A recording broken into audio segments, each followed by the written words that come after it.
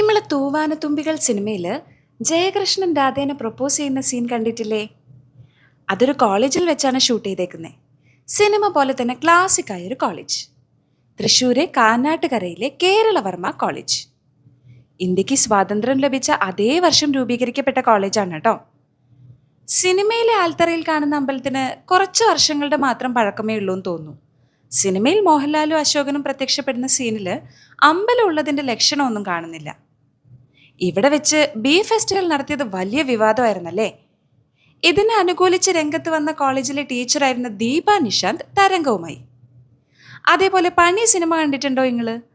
അതിലെ ഗിരിയും കുരുവിളയും ഡേവിയും സജിയും ഒക്കെ പഠിച്ചത് കേരളവർമ്മയിലാണ്. ചുമരുകൾക്ക് കാതുകളുണ്ട് എന്ന് നമ്മൾ പറയാറില്ലേ? എന്നാൽ ഇവിടുത്തെ ചുമരുകൾക്ക് നാവുകളുമുണ്ട്. നാവുകൾ മാത്രമല്ല, ഹൃദയവുമുണ്ട്. നമ്മുടെ വിഷമങ്ങളും സ്വപ്നങ്ങളും വികാരങ്ങളും ഒക്കെ ഏറ്റുവാങ്ങാൻ തുറന്നിട്ട ജാലകവാതിലുകളുമായി ചുമരുകൾ നിൽക്കുന്നു. അവ വെറും കൽനിർമ്മിതികൾ മാത്രമല്ല, അവയ്ക്ക് മനസ്സുമുണ്ട് എന്ന് നമ്മൾക്ക് ബോധ്യപ്പെടുന്നു. കേരളവർമ്മയിലെ ചുമരുകളെക്കുറിച്ച് ശ്രീ അഷ്ടമൂർത്തി എഴുതിയ വാക്കുകളാണിവ. കേരളത്തിലെ അപൂർവം ചില കോളേജുകളിൽ മാത്രമേ കാലത്തെ അതിജീവിച്ച ചുമരെഴുത്തുകളുള്ളൂ. അപൂർവം ചിലതൊഴിച്ച ഈ എഴുത്തിനുടയോനില്ല. എത്രയോ കൗമാര മനസ്സുകളുടെ സ്വപ്നങ്ങളും നൊമ്പരവും സന്തോഷവുമൊക്കെ ഈ ചുമരുകളിലൂടെ സംവദിക്കപ്പെടുന്നു. കാലത്തെ അതിജീവിച്ച ഈ ചുമരെഴുത്തുകൾ ക്രോഡീകരിച്ച് പൂർവ്വ വിദ്യാർത്ഥിയായ ശ്രീ A.M.A. റസാഖ് ഒരു പുസ്തകവും തയ്യാറാക്കിയിട്ടുണ്ട്. ക്യാമ്പസ് ചുമരിലെ കലാപങ്ങൾ. ഇതും ഒരു അപൂർവതയായി പറയാതെ വയ്യ. 2021 കേരള നിയമസഭാ തെരഞ്ഞെടുപ്പിൽ ഈ കലാലയത്തിൽ പഠിച്ച 6 MLA-മാരാണ് നിയമസഭയിലേക്ക് എത്തിയത്. ഇതൊന്നും മുന്നേ കണ്ടിട്ടില്ലാത്ത ചരിത്രമാണ് കേട്ടോ.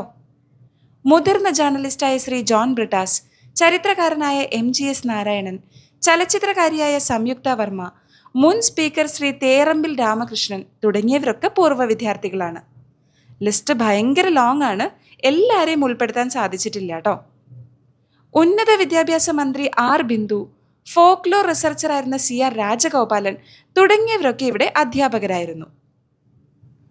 ഒരു രക്ഷയില്ലാത്ത ക്യാമ്പസാണ് കേരളവർമ്മയിലേത്. കേരളവർമ്മൻസ് ക്യാൻറ്റീനിനടുത്തുള്ള ഭംഗിയുള്ള ഈ മരം മറ്റൊരു രസമാണ്. മൊത്തത്തിലൊരു ചെങ്കോട്ടയാണെന്ന് ആദ്യം തോന്നും. ഗോൾഡൻ ജൂബിലി ഹാളിന് താഴെയായി ഭരണഘടനയുടെ ആമുഖമൊക്കെ രേഖപ്പെടുത്തി വെച്ചിട്ടുണ്ട്.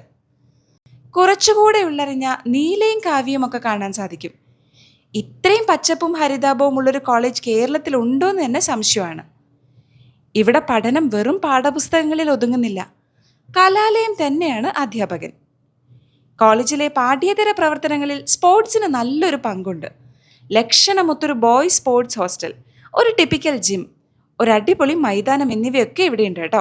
ഇമ്മള് പോയപ്പോൾ ഗ്രൗണ്ടിൻ്റെ പല ഭാഗത്തായി ക്രിക്കറ്റും ഫുട്ബോളും ബാസ്കറ്റ് ബോളും ഒക്കെ കളിക്കുന്നതും കാണാമായിരുന്നു. സാമ്പത്തികമായും സാമൂഹികമായും പിന്നോക്കമുള്ള വിദ്യാർത്ഥികളെ കൈപിടിച്ചുയർത്തിക്കൊണ്ട് വരിക എന്ന പ്രതിബദ്ധതയോടെയാണ് കേരളവർമ്മ കോളേജ് സ്ഥാപിച്ചത്. കൊച്ചി രാജാവായിരുന്ന ഐക്യ കേരള തമ്പുരാനാണിത് 1947 സ്ഥാപിച്ചത്. അസ്തുവ്രതം ശുഭം സദാ എന്നതാണ് കലാലയത്തിന്റെ മുദ്രാവാക്യം. എൻ്റെ ജീവിതം ശുദ്ധമായിരിക്കട്ടെ എന്നർത്ഥം.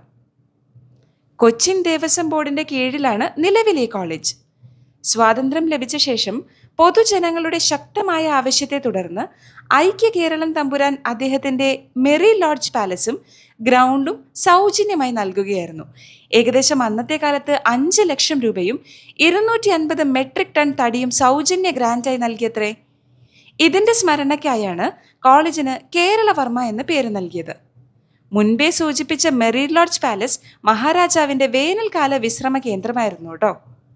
മഹാത്മാഗാന്ധിയും രാജാവും തമ്മിൽ 1925 നടത്തിയ കൂടിക്കാഴ്ച ഇവിടെ വെച്ചായിരുന്നു പോലും. നിലവിൽ ഈ കെട്ടിടത്തിൽ പൊളിറ്റിക്കൽ സയൻസ്, ഇംഗ്ലീഷ്, ഹിന്ദി എന്നീ ഡിപ്പാർട്ട്മെൻറ്റുകളും NCC NSS college students union ഓഫീസും പ്രവർത്തിക്കുന്നു. അപ്പോഴേ ഈ വീഡിയോ എല്ലാവർക്കും ഷെയർ ചെയ്യണേ, പ്രത്യേകിച്ച് കേരളവർമ്മക്കാർക്ക്. അപ്പം ശരി, പിന്നെ പാക്കലാം.